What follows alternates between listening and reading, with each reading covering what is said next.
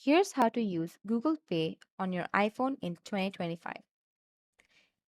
If you search in the App Store, you'll see Google Pay isn't available here anymore.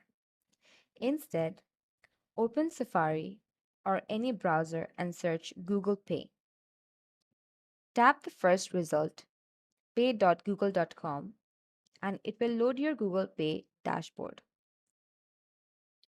Now, log into your account if needed, and here you can manage payment methods, add cards, or gift cards.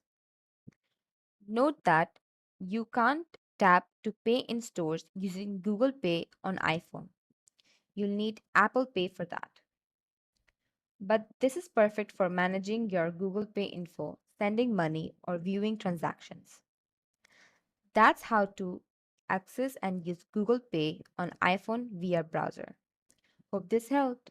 Like, subscribe, and I'll see you in the next quick tutorial.